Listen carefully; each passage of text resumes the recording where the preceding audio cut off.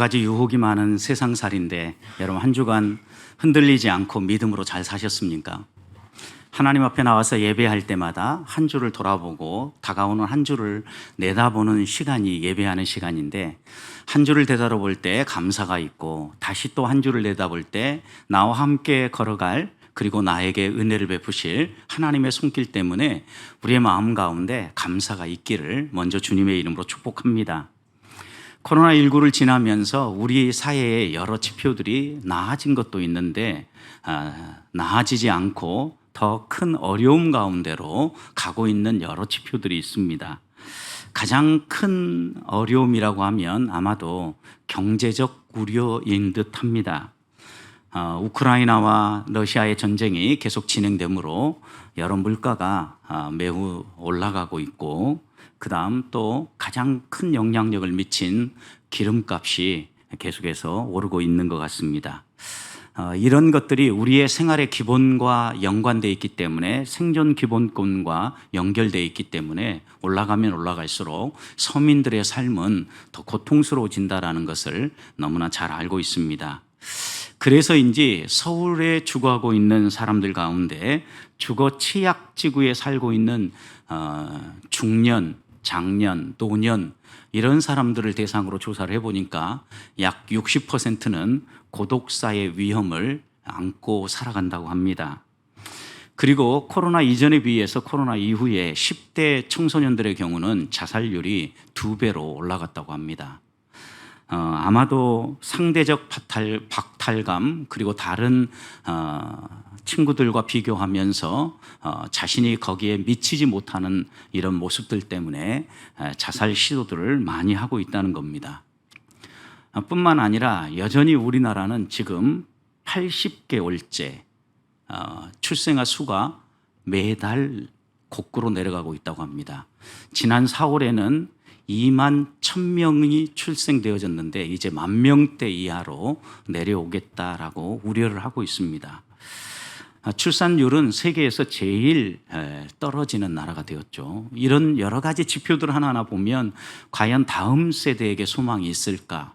우리가 어떻게 이런 어려운 지표들을 변화시켜 가면서 또 행복하게 우리의 남은 여생을 살아갈 수 있을까? 이런 많은 고민들이 되어지는 때입니다. 이럴 때 기독교인들을 대상으로 신앙을 갖는다는 의미가 무엇입니까? 당신은 신앙을 갖는 게 어떤 점에서 도움이 됩니까? 라고 물었을 때 이분들의 대부분의 가장 많은 대답은 모든 삶의 환경을 긍정적으로 바라볼 수 있는 안목을 갖게 해주기 때문에 신앙생활이 도움이 됩니다 라고 대답을 했다는 겁니다. 이 우주 만물을 섭리하고 다스리는 하나님을 신뢰하기 때문에 그 하나님이 자기 백성들을 책임져 주시고, 지금 여러 가지 지표가 어렵다 할지라도 이런 모든 것들을 회복시켜 주실 거라고 믿는다는 거죠. 그것뿐만 아니라 신앙은 우리에게 윤리적인 삶을 살도록 도와줄 뿐만 아니라 무엇이 올바른 가치관인가를 깨닫게 해서 바른 삶을 살게 해주는 유익이 있다라고 두 번째, 세 번째 대답을 했습니다. 성도 여러분, 여러분들은 신앙생활 하는 것이 어떤 점에서 여러분에게 도움이 되고 보탬이 된다고 생각하십니까? 이 땅에서의 삶이 끝나면 천국에 들어갈 것, 이것만 도움이십니까? 분명히 이것은 우리들이 변치 않고 붙잡아야 될 소망이지요. 그런데 이것과 함께 영생의 이 꿈이 이 땅을 살아가는 현세적 삶 가운데에서도 분명히 우리의 삶을 움직이는 힘이 되어진다는 겁니다. 모든 일들을 우리의 힘으로 해결하는 것이 아니라 하나님이 함께 하신다는 것을 믿는 사람은 하나님이 우리와 함께 하시면서 어떻게 변화시켜주고 무엇을 행해 주실 건가 기대하면서 하루를 살 수 있고 우리의 생을 살아갈 수 있다는 겁니다. 오늘 본문의 말씀은 하나님께서 모세를 데려가시기 전에 마지막으로 사명을 주시는 장면입니다. 2절 말씀을 보십시오. 이스라엘 자손의 원수를 미디안에게 갚으라. 그 후에 내가 내 조상에게로 돌아가리라. 그 후에라고 이야기하므로 하나님께서 그의 인생의 마지막 해야 할 일을, 사명을 허락하고 있는 겁니다. 그것이 무엇입니까? 미디안 족속들을 심판하라는 겁니다. 이유가 나오죠. 3절 이스라엘이 바알보올에 가담한지라 여호와께서 이스라엘에게 진노한지라. 여러분, 미디안 사람들은 이스라엘 백성을 유혹하고 발람의 깨를 가지고 우상 숭배와 간음의 죄에 빠지도록 넘어지게 만든 사람들이었죠. 그래서 하나님께서는 이렇게 하나님의 백성을 유혹하고 넘어지게 만드는 사람을 심판해라 라고 마지막 모세의 사명으로 허락하고 있다는 겁니다. 적어도 31장 전체를 읽어보면 하나님께서 이런 모세에게 마지막 사명을 주는데, 이 사명은 어떻게 감당해야 될 것인지, 어떻게 이스라엘 백성을 조직해서 미디안을 넘어뜨리게 할 것인지, 이것을 집중적으로 다루기보다는 전쟁 이후에 전리품을 어떻게 나눌 것이며 전쟁에 나갔다 온 사람들을 어떻게 정결하게 할 것인가에 훨씬 많은 양을 할애하고 있습니다. 이 말씀인즉 전쟁의 싸움은 이미 하나님 손에서 정리하고 계신 거죠. 원수를 치라고 할 때 하나님은 이미 미디안 사람들을 이스라엘 백성에게 붙여주시기로 마음 먹으신 거죠. 그래서 싸움을 어떻게 싸울 것인가, 이것은 중요하지 않은 거예요. 왜? 하나님이 싸우시고 하나님이 승리케 하실 것이기 때문에. 문제는 승리한 이후에, 하나님이 주시는 은혜를 맛본 이후에 어떻게 할 건가가 중요하기 때문에 13절에서는 전리품을 분배하는 문제와 전쟁에 나가서 오염된 사람들이 어떻게 자기를 깨끗하게 할 것인가에 대한 말씀을 집중적으로 31장에 다루고 있다는 거죠. 우리도 이 세상에서 살아가면서 만나는 여러 가지 좋지 않은 경제 지표라든가 삶의 어려움들, 이런 모든 것들은요, 하나님이 우리와 함께 하시고 하나님이 우리 편에 서 있기만 하면 때가 되면 회복되어지고 때가 되면 변화되어진다라는 것을 말씀하고 있는 거죠. 왜요? 하나님은 하나님의 백성이 망하는 걸 원치 않으시기 때문입니다. 하나님은 하나님의 백성이 잘 되기를 원하십니다. 좋은 것 주시길 원하는 분이십니다. 문제는 우리가 그것을 받느냐 못 받느냐의 문제가 아니라 그것을 받고 어떻게 우리가 살아가느냐가 훨씬 더 중요하다는 것을 오늘 말씀을 통해서 하나님은 깨우쳐 주시는 겁니다. 하나님, 우리가 태어날 때부터 하나님 나라에 들어가는 그 순간까지, 시작부터 끝까지 책임져 주시는 분이십니다. 그래서 우리 주님을 소개할 때 사도 요한은 우리를 사랑하시되 끝까지 사랑하는 분이다 라고 소개하지 않습니까? 하나님께서 이 31장에서 전리품 분배 문제와 또 전쟁에서 오염된 것을 깨끗하게 씻으라고 말씀하시는 것은요, 하나님의 백성은 다르게 살아야 된다는 것을 강조하고 있는 거죠. 내가 수고하고 내가 얻어서 내가 전리품을 취했으니까 우리 가족이 누리고 내가 잘 취하면 된다라고 생각하는 것이 아니라 공동체의 모든 이론들과 취한 그것을 나누라는 거예요. 또 나가서 열심히 싸워서 자기도 모르는 사이에 부정한 사람들과 접촉하고 시체를 접하게 되고, 전쟁이니까 아무래도 칼을 들고 싸우다 보면 죽는 사람이 생기고 죽음과 접촉할 수밖에 없을 거 아닙니까? 이런 상황에서 자기가 알지도 모르는 상황에서 오염된 이런 모든 것들을 깨끗하게 씻어라. 그리고 혹시 이런 일들을 시행하면서 하나님의 말씀대로 내가 살지 못한 부분은 없는가 돌아보면서 깨끗하게 씻어내라는 게 오늘 이 31장의 주된 말씀입니다. 사랑하는 성도 여러분, 한 주간 동안 여러분들도 하나님이 주시는 이 영적 전쟁터에서 하나님을 힘입어서 살아오셨습니까? 살면서 하나님의 말씀대로 하나님이 이루어주신 놀라운 복을 맛보셨습니까? 또 그렇게 살아오면서 하나님의 말씀대로 내가 살았는지 여러분 스스로를 돌아보십니까? 나도 모르는 사이에 넘어지고 오염된 부분들이 있다면 그것을 깨끗하게 씻고 있습니까? 사도 바울은 고린도후서 11장 3절 말씀에서 뱀이 그 관계로 하와를 미혹한 것 같이 너희 마음이 그리스도를 향하는 진실함과 깨끗함에서 떠나 부패할까 두려워해라 당부했습니다. 아담과 하와가 넘어진 것이 죄를 짓고자 계획했기 때문에 넘어진 게 아니라는 거죠. 사단이 강교한 계획으로 유혹을 할 때 자기도 모르는 사이에 넘어졌다라는 거예요. 그래서 진실함과 깨끗하며 우리도 모르는 사이에 무너져 버린다라는 거예요. 그리스도인들이 이 땅을 살아가면서 지켜내야 될 중요한 가치가 진실함, 정직함이고 또한 구별되는 깨끗함인데, 이 진실함과 깨끗함이 나도 모르는 사이에 무너지고 부패하게 되어서 세속의 물결에 편승해서 살아가는 그리스도인들이 되어버린다라는 거예요.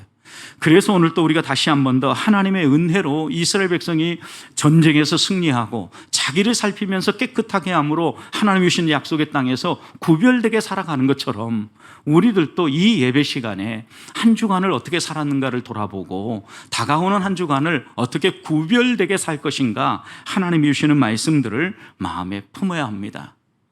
여러분, 전쟁의 싸움에 나아갈 때 모든 전력을 집중해서 단시간에 적을 제압하고 섬멸해야 되잖아요.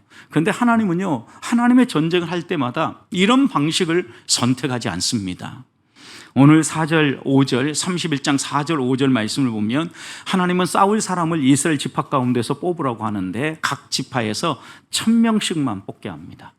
여러분, 다 뽑으면 몇 명입니까? 12,000명이죠. 12지파에서 1000명씩이니까. 그런데 이 미디안 사람들은요, 군대가 12,000명 정도가 아니에요, 여러분. 훨씬 더 큰 수라는 걸 알 수 있는 것은요, 포로에서 잡은 사람들의 수를 세어보니까 그 포로로 잡은 사람 가운데도 특정 그룹, 지금 다른 사람들은 다 내놓고 처녀들의 수를 세어보니까 32,000명이라고 그랬어요. 여러분, 결혼하지 않고 남자를 알지 못하는 처녀들만 32,000명이었다고 하면 그 군대의 수는 얼마나 더 많았겠습니까? 그런 많은 수의 군대와 싸워야 되는데 하나님은 12,000명만 보냅니다. 결국 하나님께서 이 세상에서 우리가 살아갈 때 하나님이 싸우시고 하나님이 앞서 행하시면서 우리에게 승리를 주실 것을 분명히 보여주고 있는 겁니다. 그렇다고 하면 오늘 우리들이 이런 하나님의 풍성한 은혜를 누리며 살기 위해서, 왜냐하면 하나님은 하나님의 백성을 위해서 이런 승리의 삶을 예비해 놓았고 하나님께서 약속하신 곳으로 우리를 끝까지 인도하시는데 이런 복을 누리기 위해서 우리에게 필요한 게 뭐냐는 거죠. 오늘 본문의 말씀을 보면 첫 번째는요, 분별력이 있어야 합니다. 왜 분별력이 있어야 되냐면 이스라엘 백성이 미디안 사람들과 전쟁터에 나가서 대승을 거두고 들어오죠. 그때 모세와 또 제사장 엘르아살과 그리고 군대의 모든 지휘관들을 잘 다스리는 지도자들이 함께 나가서 영접합니다. 13절을 보십시오.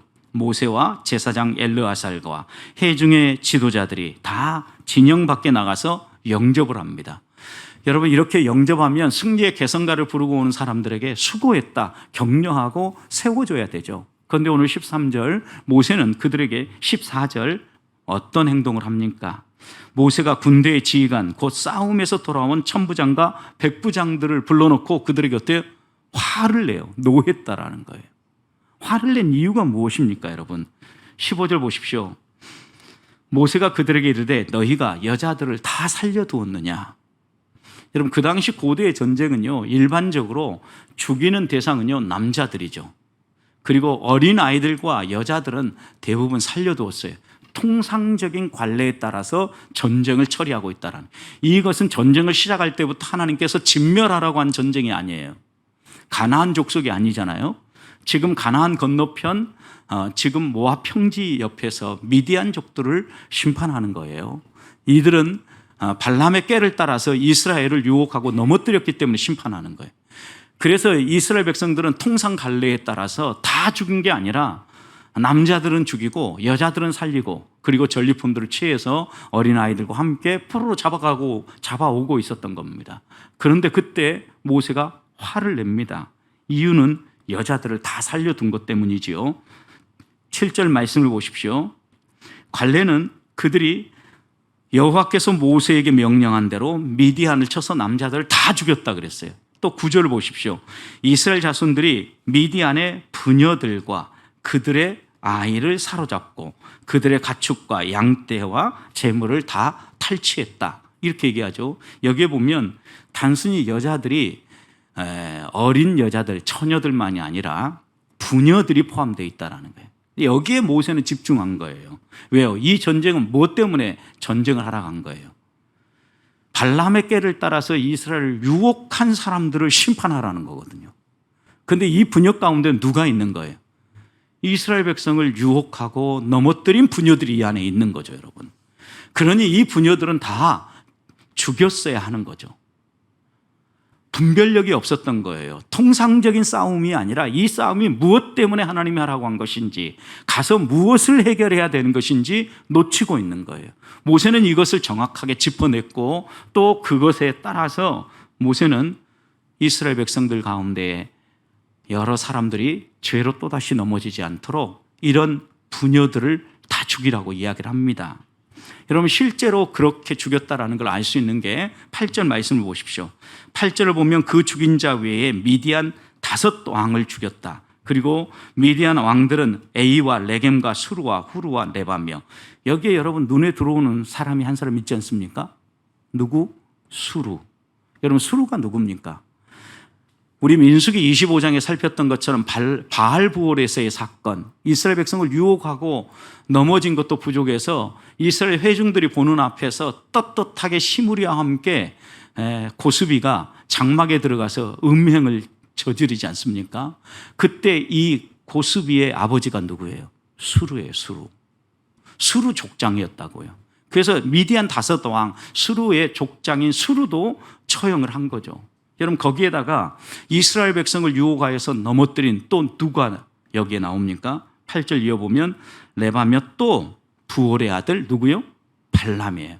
발람의 꾀를 가지고 이스라엘 백성이 이렇게 넘어지게 됐지 않습니까? 하나님이 구체적으로 이렇게 이스라엘 백성을 유혹하고 우상숭배와 간음의 죄에 빠지게 했던 사람들을 처형을 했는데 부녀들을 다 살려둔. 그래서 모세는 이 여자들을 왜 살려뒀냐라는 거죠. 왜? 너희를 유혹하고 너희를 넘어지게 만드는 사람들을 왜 살려두었느냐는 거예요. 그래서 모세는 이렇게 천부장과 백부장을 책망한 이후에 명령을 하죠. 17절 보십시오. 그러므로 아이들 중에서 어떻게 해요? 남자들은 다 죽여라. 아이들 가운데 남자들도 다 죽이라는 거예요. 그리고 남자와 동침하여 사내를 아는 여자, 부녀들 다 죽여라. 대신에 18절 남자와 동침하지 아니하고 사내를 알지 못하는 여자들은 살려라. 구체적으로 지침을 정확하게 다시 한번 준 거예요. 여러분, 이 전쟁이 무엇 때문에 시작된지 모세의 마지막 죽기 전의 사명이기 때문에 모세는 정확하게 이 사명이 완수되었는지 분별하면서 이스라엘 백성이 지금 분별하지 못하는 것들을 구별하고 마무리할 수 있도록 지도하고 있다는 겁니다. 그래서 오늘 우리가 처음 마음에 새겨야 될 것은요, 우리가 이 세상을 살아갈 때 우리의 싸움은요 반드시 승리하게 되어 있어요. 왜? 하나님이 내 편이기 때문이에요. 문제는 이 싸움을 할 때 하나님이 원하시는 게 무엇인가를 분별할 수 있는 분별력이 있어야 돼요. 우리는 우리의 생각대로 우리의 통상적인 갈래를 따라서 이 세상의 여러 흐름에 따라서 살릴 것 살리고 죽일 것 죽이고 치사 선택하는 경향이 있다는 겁니다. 그래서 그리스도인들은요, 거듭난 하나님의 사람으로서 바울이 로마서 12장 1절과 2절에서 이야기한 것처럼 마음이 새롭게 돼야 돼요. 마음이 변화되어지고 마음의 중심이 하나님을 바라봐야 되고 마음 중심에 하나님의 말씀이 머물러 있어야 돼요. 그래야 하나님이 기뻐하시는 거룩한 산 제사를 드릴 뿐만 아니라 하나님이 기뻐하시고 선하시고 온전하게 생각하시는 뜻이 무엇인가가 살아난다라는 거예요.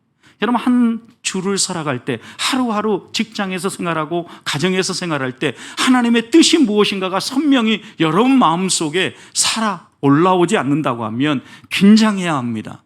우리도 모르는 사이에 진실함이 무너지고 깨끗함이 무너지면서 심판받을 자리에 떨어질 수 있다는 것을 기억해야 하는 거예요. 하나님 앞에서 이런 분별력을 살려내기 위해서 우리가 기도해야 합니다. 우리가 살아가는 이 영적 전투의 현장에서 바울은 디모데에게 믿음의 선한 싸움을 싸우라. 여러분, 믿음의 싸움을 그냥 싸우는 게 아니에요. 선한 싸움을 싸우라는 거예요. 여러분, 믿음의 선한 싸움, 무엇이 선이에요? 하나님이 옳다고 이야기하는 것이 선이지요. 하나님의 말씀으로부터 믿음의 선한 경주를 할 수 있고 싸움을 싸울 수 있다는 것을 깨닫게 되는 겁니다. 사랑하는 성도 여러분, 한 주간 살아가는 동안 하나님이 우리에게 주시는 분별력, 다시 한번 우리의 마음속에 말씀을 따라 살아나게 해주시고, 하나님이 주시는 이 영적 전쟁의 현장에서 승리의 개선가를 부를 때 내 생각대로 치사 선택하지 아니하고 하나님의 말씀을 따라 하나님의 백성답게 싸우고 승리하는 자녀가 되게 해주십시오. 기도하며 승리하시기를 축복합니다. 두 번째, 오늘 말씀을 통해서 또 하나 깨닫는 것은 우리가 여러 세상의 사람들과 영적 전투와 싸움에서 노출되었을 때 나도 모르는 사이에 오염될 수 있다는 걸 기억해야 합니다. 세상의 가치에. 그래서 우리 그리스도인들이요, 하나님의 약속하신 복을 누리기 위해서 두 번째 갖춰야 될 것은 자기 정화력입니다. 스스로 자기를 깨끗하게 할 수 있는 힘이 있어야 된다는 거예요. 19절 말씀을 보십시오. 이렇게 전장터에서 돌아온 사람들을 바로 진영 안으로 돌아오게 하는 것이라 진 밖에 주둔하게 합니다. 너희는 이래 동안, 며칠 동안요? 7일 동안 진영 밖에 주둔해라. 그리고 누구든지 살인자나 죽임당한 사체를 만진 자는 셋째 날과 일곱째 날에 몸을 깨끗하게 하고 너희 포로도 깨끗하게 해라. 여러분, 여기에 깨끗하게 하다라는 것은 자동사예요. 히브리어에서는 이건 다른 사람이 시켜서 하는 것인지 내가 스스로 하는 것인지 분별할 수 있어요. 단어만 봐도. 스스로 자기를 깨끗하게 하라는 거예요. 그러니까 자기 정화예요. 자기 정화. 다른 사람이 나를 씻어주는 게 아니에요. 내가 내 스스로를 돌아보며 내 자신을 깨끗하게 하는, 어떤 경우가 있는지 보라는 거예요. 혹시 사체를 만지진 않았는가? 또 혹시 다른 사람과, 이 부정한 사람과 접촉하진 않았는가? 여러분, 이런 여러 가지 부분들을 살피면 자신들이 어떻게 해야 될 것인가 금방 깨닫게 되는 거죠. 그리고 셋째 날과 일곱째 날은 특별히 붉은 송아지를 잡아서 여러분 정결수를 만들지 않습니까? 재를 만들어서 재를 포함해 가지고 이 정결수를 가지고 자기의 몸을 깨끗하게 씻으라는 거예요. 그리고 마지막 날에 옷을 빨고 진영 안으로 들어오라는 거예요.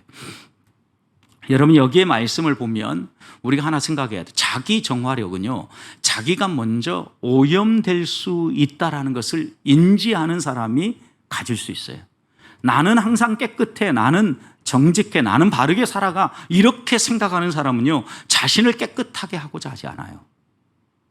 여러분, 그런데 한 가지 분명한 것은 믿음으로 살아가는 것이, 이 세상 속에서 구별되게 살아가는 것이 쉽지 않다라는 거예요. 나도 모르는 사이에 오염되고 나도 모르는 사람의 사이에 세상 사람들이 걷는 대로 나도 따라가고 있다라는 거예요. 그래서 우리들이 하나님 앞에서 항상 우리 자신을 살피면서 깨끗하게 하는 정화력이 필요한 거예요. 복음을 전하면서 사람들을 만나보면요, 나름대로 다 성실하게 살아가요. 그리고 어떻게 하면 천국에 들어갈 수 있냐고 물으면요, 대부분의 사람들은 이렇게 대답해요. 착하고 법이 없어도 바르게 살면 그 사람들은 천국 가지 않겠냐고. 여러분, 세상 사람들도요, 죄를 짓고 양심의 가책에 있고 무언가 오염되면 천국에 들어갈 수 없다는 걸 알고 있다는 거예요. 우리의 노력만으로는 이게 불가능하죠. 그런데 여러분, 우리가 아무리 노력하고 애써도 나도 모르는 사이에 넘어지는 일들이 있기 때문이에요. 그래서 그 다음 우리들이 깨끗해지기 위해서요, 어떻게 해야 하는가가 중요한 거예요.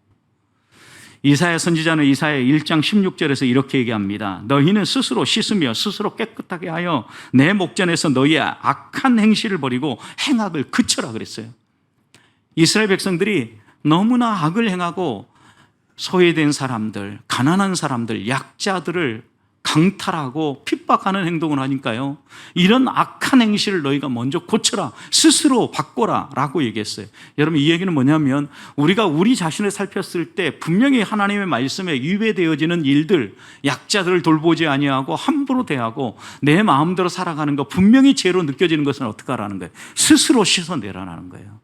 스스로 회개하고 거기에서부터 떠나라는 거예요. 이게 뭐예요? 자기 정화력이죠. 이것이 잘못됐고 성경이 말하는 죄라는 걸 알면서도 끝까지 가는 것은요, 자기 정화력을 잃어버린 거예요, 여러분.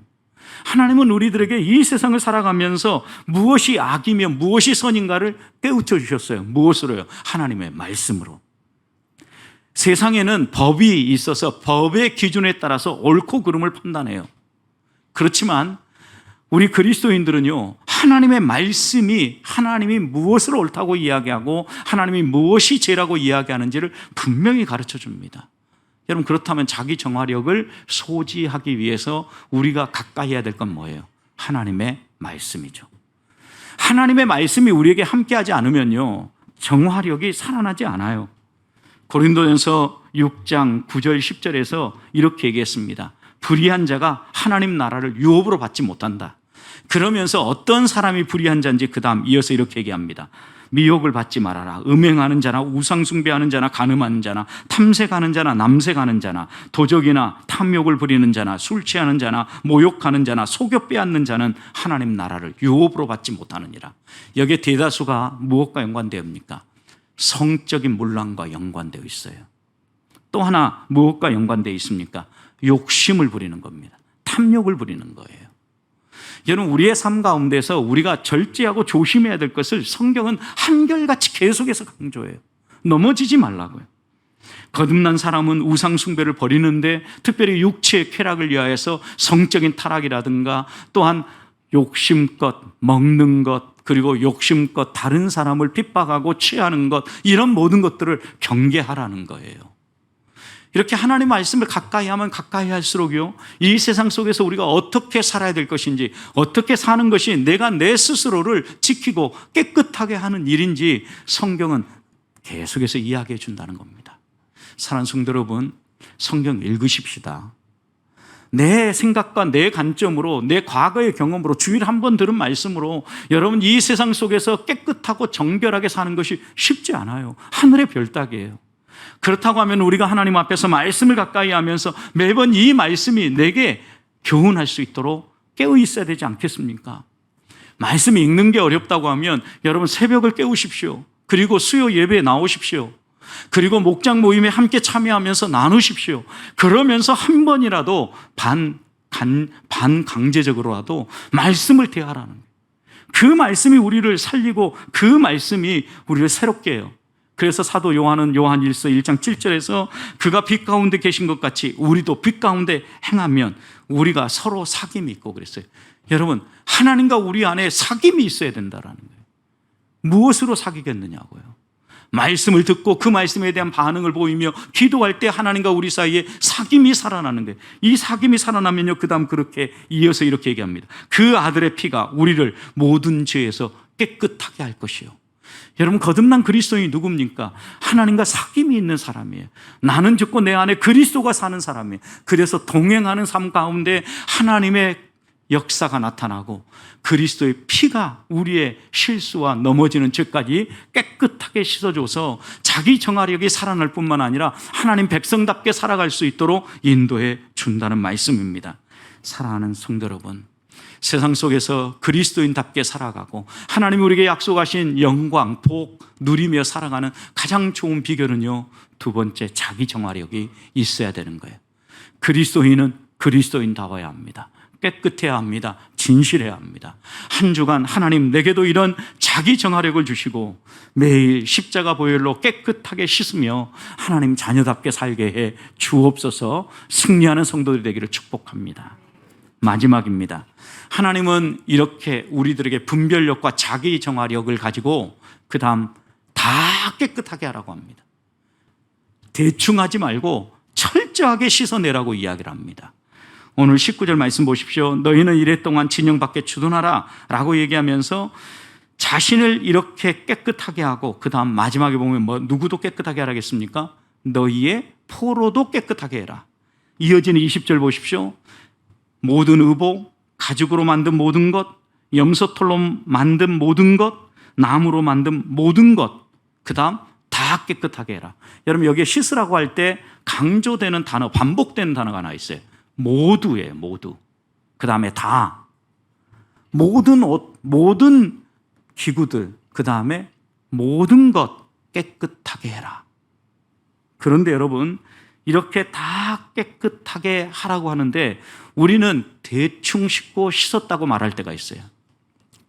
여러분, 요즘 손 씻는 것이 일반화되어서 손을 잘 씻기 때문에 감기 환자도 적고 상대적으로 이런 손을 씻지 아니함으로 전달되어지는 전염병들이 많이 줄었다고 하죠. 여러분, 그런데 여러분 손 잘 씻고 계십니까? 손 깨끗하게 씻으려면 20초 씻어야 된다고 합니다. 20초. 여러분, 20초 씻고 계십니까?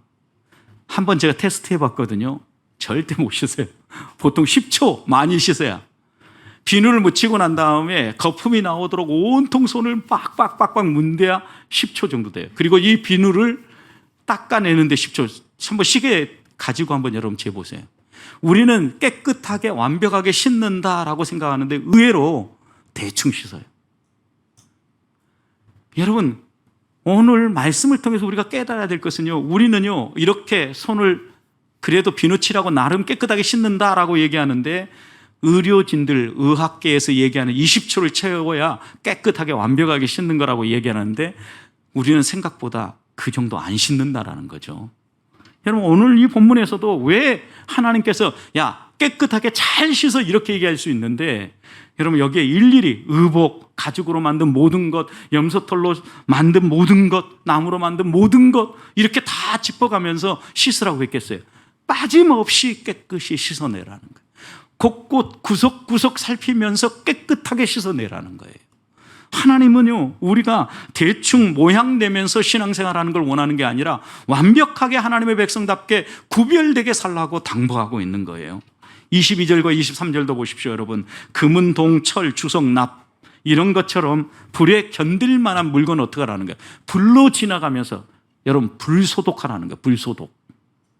불로 지져서 소독하라는 거예요. 그리고 정결수에 한 번 더 씻으라고 얘기하죠.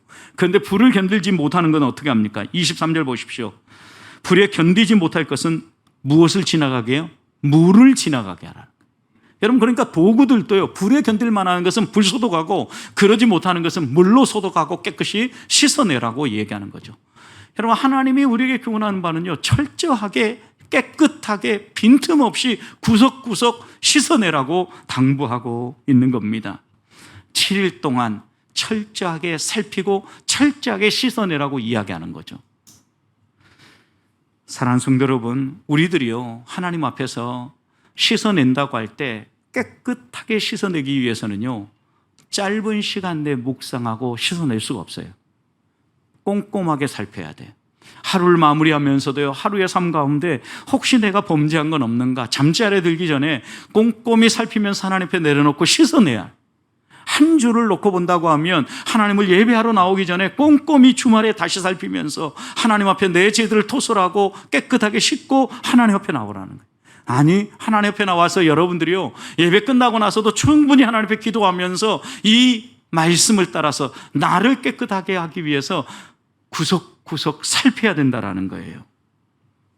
여러분, 이렇게 하나님의 말씀대로 살아가니까요, 이 31장을 마무리하면서 49절 모세가 말하되 당신의 종들이 이끈 군인들을 계수한 즉 우리 중에 한 사람도 축나지 않았다 그랬어요.